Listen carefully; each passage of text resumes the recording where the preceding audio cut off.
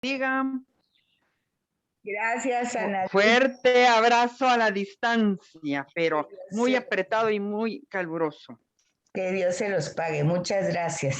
Bueno, sigamos. Dentro tarde. Hola, feliz cumpleaños. Gracias, Susi. Muchas gracias. La misa, la comunión, que Dios te colme de todo aquello que Él quiere para ti. Muchas gracias. Un abrazo cariñoso. Me fui a ver si podía yo programarla por Zoom, pero sí pude, pero no la supe enviar. Así que qué bueno que lo lograste. Es que les decía que se fue la luz aquí. Y entonces como que tardó mucho en restablecerse internet y cuando quería enviar Zoom no me daba chance. Entonces, pues yo no sabía si fue a nivel general, si solo fue aquí, como uno no sabe todo eso, pero les decía de que tenemos que aprovechar estos incidentes para dar el correo de Gmail, porque si ustedes tienen Gmail en estas emergencias, ya sea para este tema o para cualquier otro, en Google Meet se meten los correos y ya solo dice unirse a la sesión a tal hora. Entonces ya está ahí, ya está abierta y preparada la sesión y uno solo se une. Yo tengo una... Entonces, ¿quieres que te mande mi correo electrónico aquí? Sí, pero ya para otra oportunidad. Para hoy, gracias a Dios, ya se estableció. La otra es para tener esa sala ya preparada, ¿me comprenden? Para tenerla Sí. para por si algún día se nos da otro problema así, o ustedes tienen ese problema en otro momento, pues ya saben que tienen una sala ahí preparada y solo me avisan. Betsaida, mira, mete otros Gmails a esa sala y ya entrarán a otra hora, ¿me comprende? Que es para tener la lista, como tener un salón preparado para cualquier emergencia. Sí, gracias. Buenísimo. Pero sí tiene que ser correo de Gmail. Tiene que ser correo de Gmail, no puede ser otro. Sí, porque Google solo trabaja con Gmail. Sí. Sí, tiene que ser correo de Gmail. Por eso les preguntaba si lo tenían, porque si lo tienen, buena onda, está re bien. Bueno, y por otro lado, pues contándoles que sí, tempranito me fui a misa, al seminario, estuvo preciosa, estuve ahí con el Santísimo, pues un poquito renovando, ¿verdad? El sí que nunca he dado y tal vez ahora a los 70 años, tal vez ya puedo decir cuál va a ser mi misión y los talentos que se me dieron, si al final los trabajé o no los trabajé. Pero les decía, el hilo conductor de las lecturas de ayer, de hoy, y creo que son las de siempre, ya creo que no es de tanta pérdida, es el tema de cómo Jesús se asume él en su propia persona el hecho de ser Salvador. Jesús de Nazaret asume en su humanidad todas las profecías del Antiguo Testamento y las asume para ser el Salvador del género humano. Jesús de Nazaret.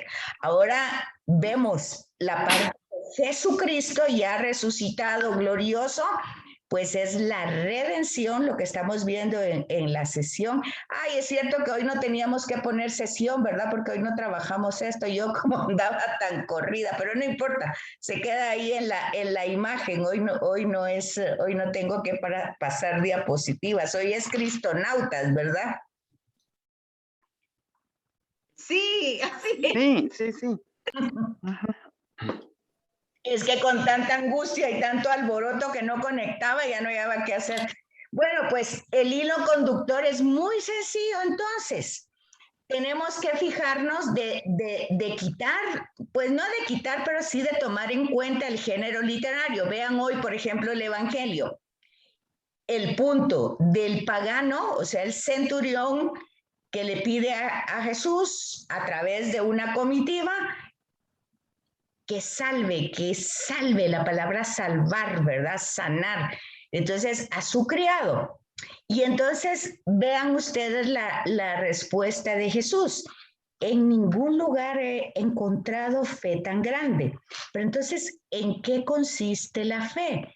En creerle a la palabra. Porque el centurión le dice, di una palabra, con una palabra bastará.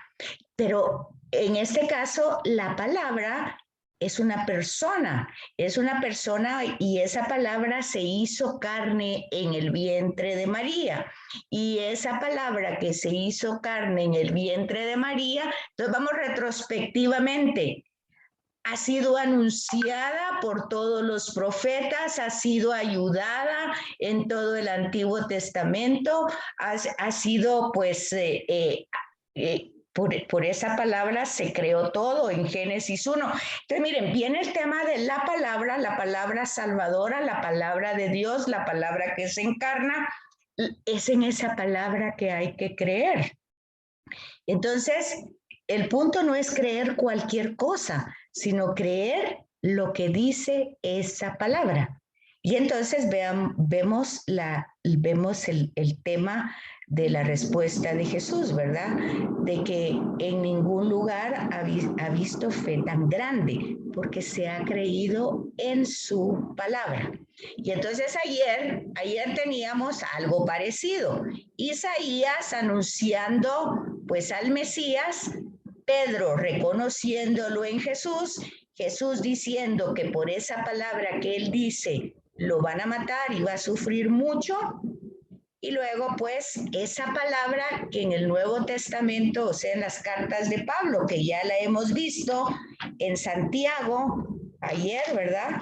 Que es encarnarla no solo con discursos, sino con acciones. Entonces, fíjense que todo va teniendo una claridad de comprender que cómo va a ir arropada ese mensaje, esa palabra, cómo va a ir arropada por el género literario, por la forma como va a investir ese mensaje, pero no nos tenemos que quedar en esa forma, sino que tenemos que entrar en el hilo conductor que viene entonces a decirnos que es esa palabra que se encarnó, que está viva, que está presente, que es dinámica, que sigue actuando y que nosotros la tenemos que ir como reproduciendo en nuestro entorno, en nuestra época. O sea, fíjense que María responde al ángel, hágase en mí según su palabra.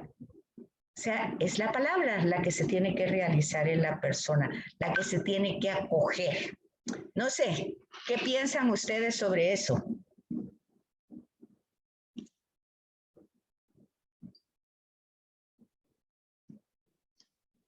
Pues sí, porque es por medio de la palabra que nos llega el mensaje. Y sí, entonces nosotros somos quienes tenemos que responder. Sí, pero se fijan qué interesante. Que la palabra es Jesús. Exacto, pero por eso es tan importante saber escuchar, porque la palabra se escucha, no ser sordos a la voz. Vean, el hilo conductor va desarrollando desde el principio, y Dios dijo, ahí está Génesis.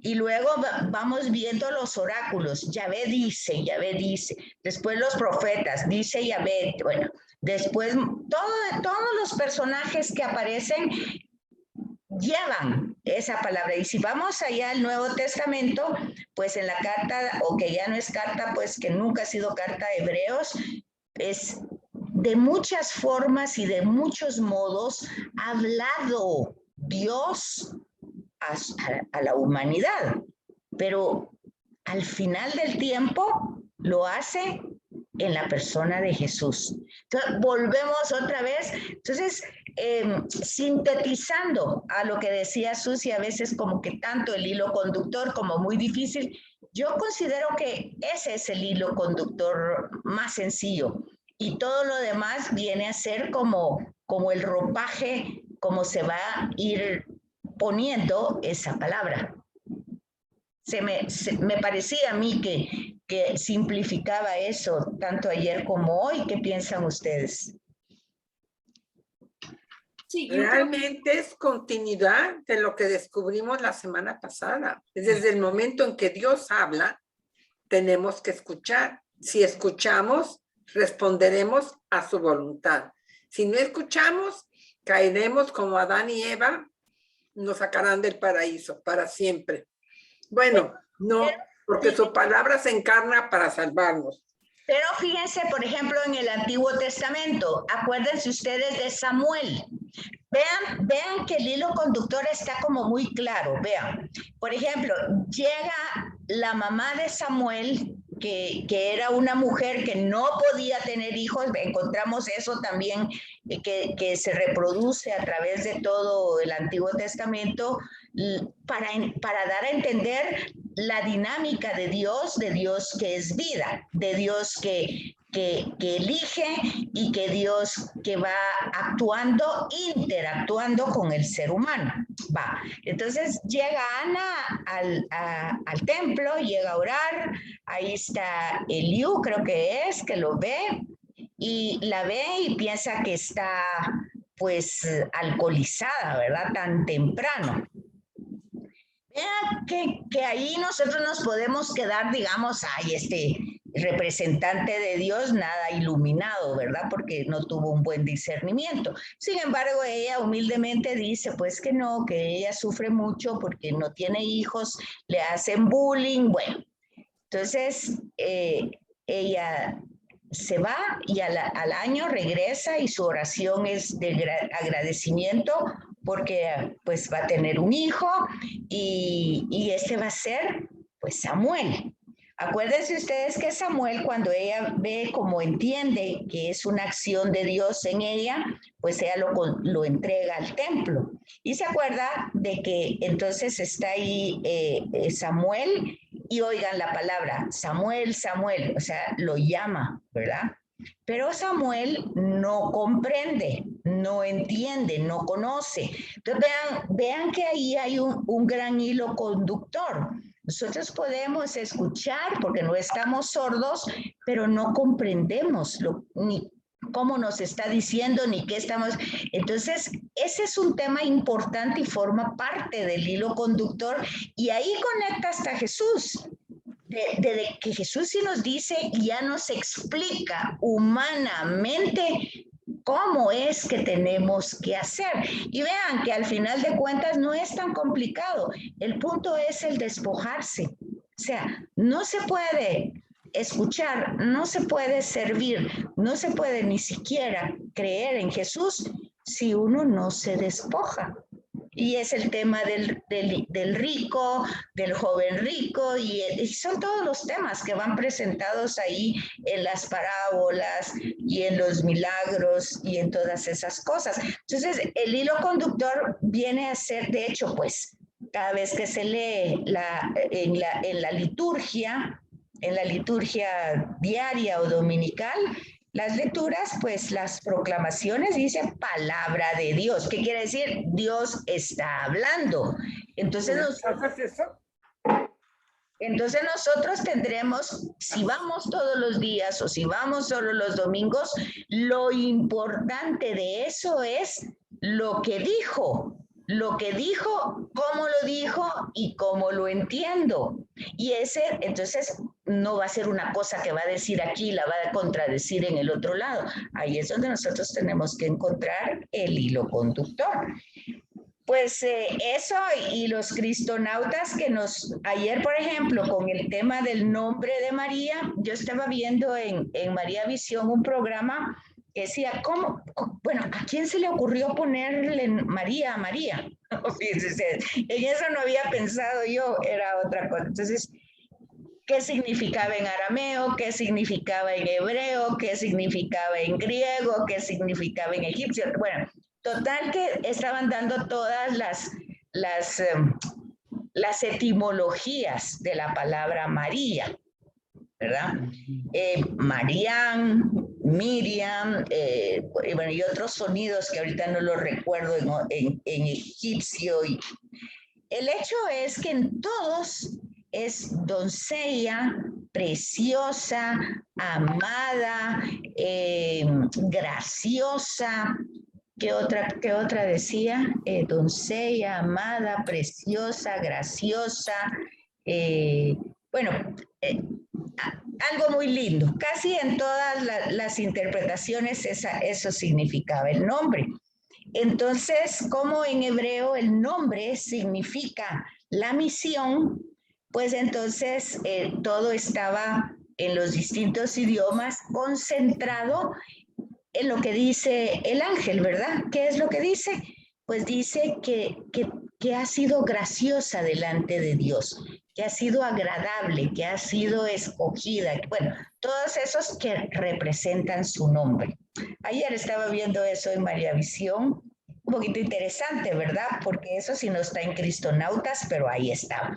Entonces, vamos viendo qué es la gran importancia de María. Entonces, decíamos en Cristonautas lo que le dice Isabel, dichosa tú porque has creído. ¿Pero en qué creyó? Pues en la palabra de Dios, hágase en mí según su palabra. Entonces, vean, no es creer tantas cosas, es creer en lo que Dios dice y lo que dice personalmente a cada uno de nosotros. Pero para eso, para no distorsionar y tener el discernimiento, hay que llevar ese hilo conductor. Bueno, ¿qué me dicen entonces?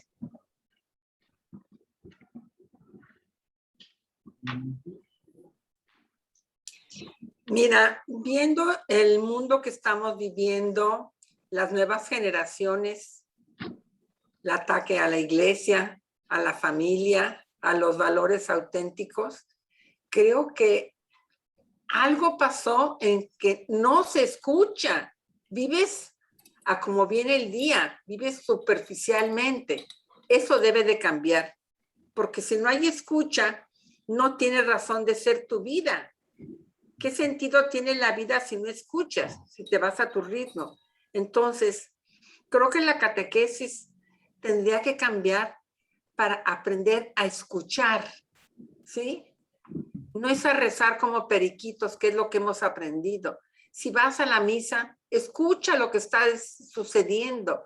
Creo que nos falta mucho, por lo menos en México, mi pueblo que es tan ignorante, oyó a la Santísima Virgen en sus apariciones y se convirtió, pero ahora con ese famoso comunismo no escuchan, hacen lo que le tienen gana. Creo que el principio es escuchar.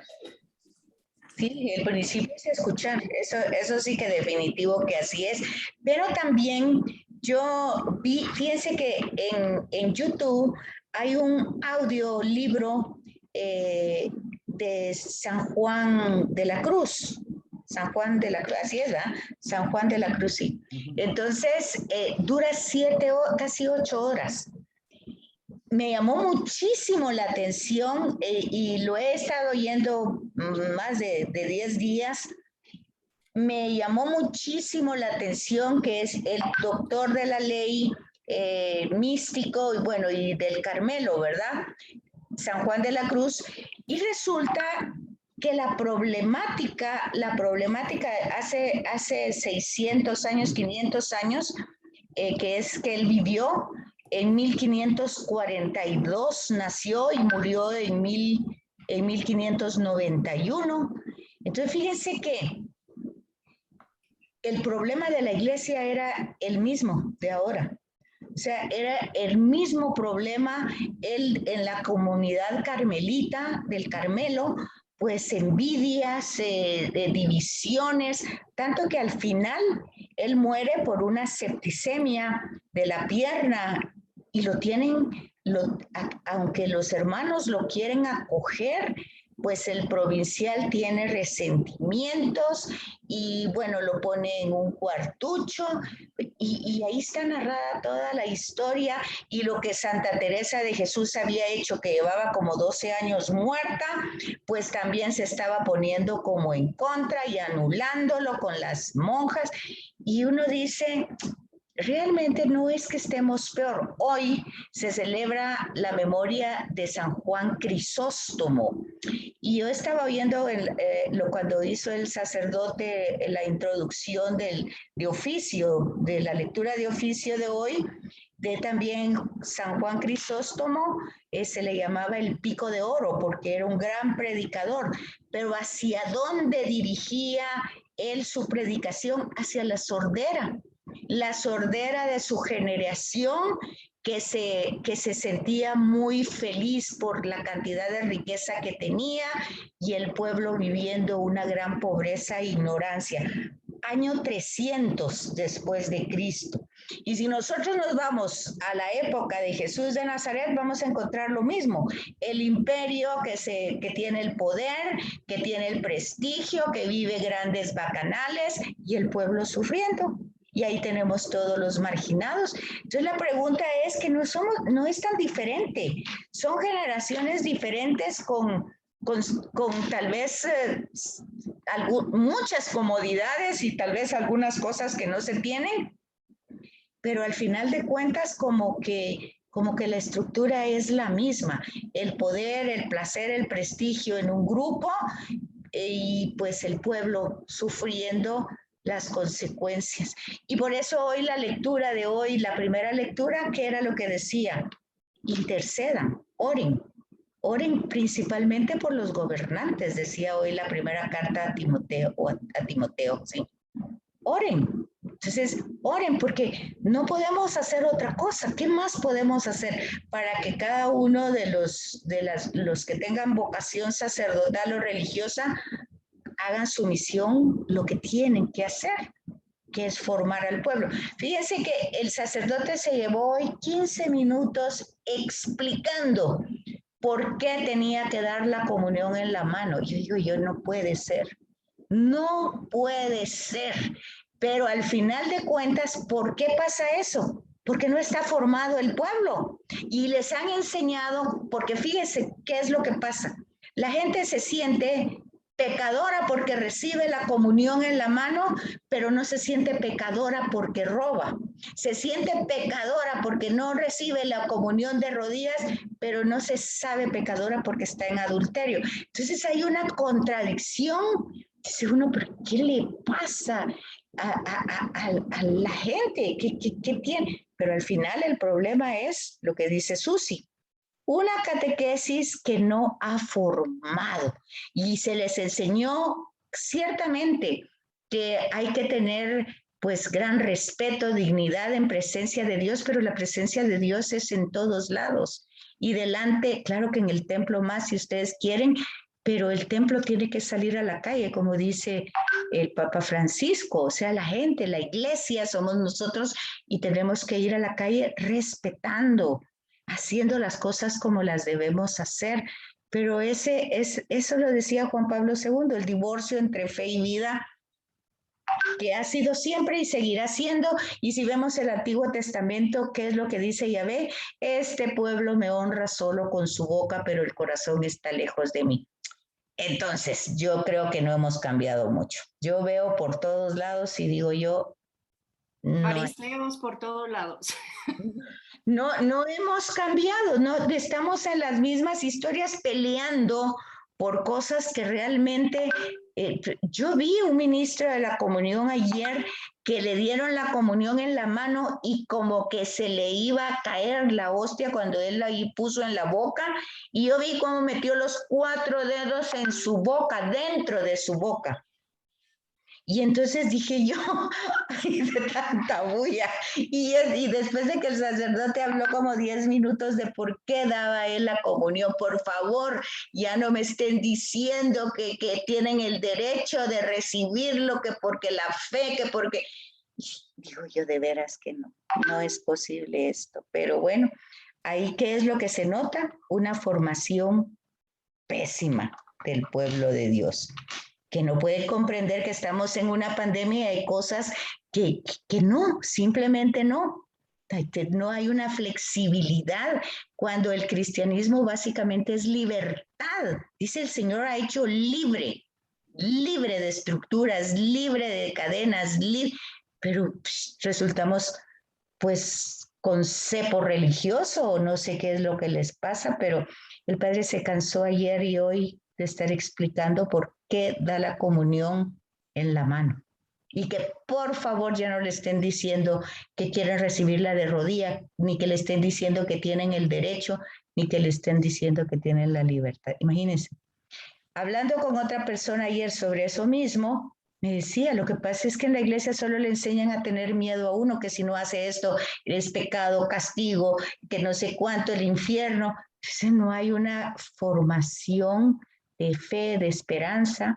Bueno, digo yo, no lo sé. En fin. Yo creo que eso es una de las razones que tanta gente, cuando vemos la cantidad de personas que está yendo de la iglesia o hasta en todas las otras denominaciones también, cristianos, la religión en sí, porque yo creo que hay una idea sobre lo que es la fe, lo que es la iglesia, y es completamente errónea.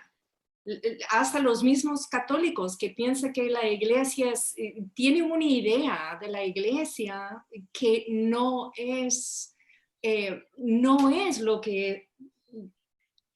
lo que significa la iglesia.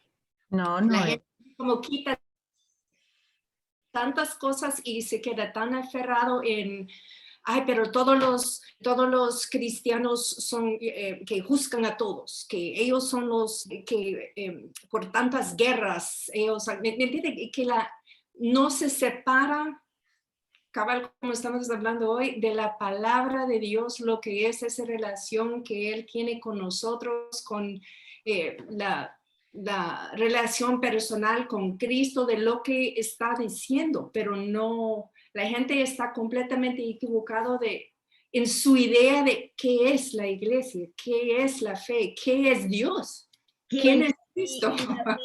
Y la pregunta de ayer, ¿quién es Jesús de Nazaret? Exacto. ¿Quién es? Porque los títulos no importan, que es el Salvador, que es el Mesías, que no, pero esa respuesta parte de una experiencia personal, de una experiencia de vida. Entonces, los demás son títulos. Igual pasa con María. ¿Quién es María? Pues que toda la letanía que ustedes digan está bien, pero pasa de una experiencia que tiene que ver con Cristo. No puede desasociarse, no se puede. Y tampoco después de la iglesia, está bien, está totalmente asociada a Cristo, María, la iglesia, perfecto, pero con una auténtica comprensión, que disculpen tanta necedad, pero esa comprensión solo la da el hilo conductor de la Sagrada Escritura. No hay otra. Todo lo demás que se va desarrollando, sobre todo en los oficios de cada día, cuando está la liturgia, yo no sé si ustedes llevan la liturgia de las horas, pero en la liturgia de las horas está el oficio diario. Y en el oficio diario hay una reflexión desde principios de Jesús, desde la primera era cristiana, cómo se va reflexionando y se va enriqueciendo la interpretación de los textos. Por ejemplo, hoy, pues es una interpretación de una homilía de Juan Crisóstomo, que se celebra hoy. El día de San Agustín va a ser un aporte de Agustín. Y así va a ir un padre de la iglesia, va a ir la patrística. Cada día de un santo, pues es el aporte que este personaje dio como una interpretación válida a esta palabra en la historia. Entonces hoy es muy importante ver que el aporte de hoy es, pues justamente interceder. Dice, Juan Crisóstomo intercede, dice, para que esa palabra sea escuchada. ¿Por quiénes? Por los gobernantes, por toda esta gente que tiene el poder y que no escucha a nadie. Pero entonces, ¿qué es lo que hay que pedir? Pues justamente que esa gracia que está en abundancia para toda la humanidad, pues de alguna manera, pues aunque sea en hendiduras, en grietas de los corazones y los cerebros de estos personajes, se cuele esa gracia, ya que definitivamente no tenemos la capacidad de abrirnos generosamente a esa gracia, y ya que Dios tampoco forza para que se pase eso, pero por lo menos que se vaya ahí como infiltrando, por decir así, esa gracia, y estos personajes reaccionen. Al final de cuentas, pareciera que eso sería el fin de los tiempos, como la oración de todos los que interceden para que ese ven Jesús que nosotros decimos en la Eucaristía, ese ven Jesús solo va a venir cuando las cosas hayan cambiado gracias a nuestra intercesión honesta, sincera, de verdad, de que sea el Señor creído y aceptado por la humanidad entera. Pero ese tendrá que ser un gran clamor, como cuando los que estaban ahí en Egipto clamaban a Dios y Él actuó. Tendrá que ser un clamor de esa manera, de mucha gente, ya no orando por sus necesidades personales, que no es que no se valga, también se vale, ¿verdad? Se pide por el rebaño, por la viña, pero más que todo por la conversión de una humanidad que no es que hoy se cierre más que nunca, pero bueno, pero está cerrada y entonces, como dice Susi, ya no se escucha. Sí, Susi, ahí tienes la mano levantada. Mira, yo lo que te quería comentar, aunque ya pasamos ese tema, que cuando yo he estado yendo a misa con los, aquí en Betania, con los sacerdotes del agradecimiento del padre Santiago Martín, hacíamos 2 filas para recibir la comunión, unos en la mano y unos en la boca. Ridículo, pero así era. Hasta que un día dijo el padre, por orden de la conferencia episcopal, no se les va a poder dar la comunión en la boca. Entonces, no voy a un tema ni al otro, voy a que si un sacerdote dice una cosa y otro dice el otro, pues pobre pueblo ignorante que no sabe qué debe de hacer. Sí, pero como siempre, la raíz está en la formación, porque el pueblo seguirá siendo ignorante si no se da una formación verdadera y auténtica, donde el pueblo tenga que crecer y vean, por ejemplo, yo no sé, fíjense que hace un ratito me apareció que se iba a acabar la sesión, pero ahorita yo no sé si volvió, porque ya no, sí está. 2 minutos 20. Sí, es cierto. Es que pensé que había quedado en tiempo que ya no se iba a cortar, pero no, ahí lo tengo ya.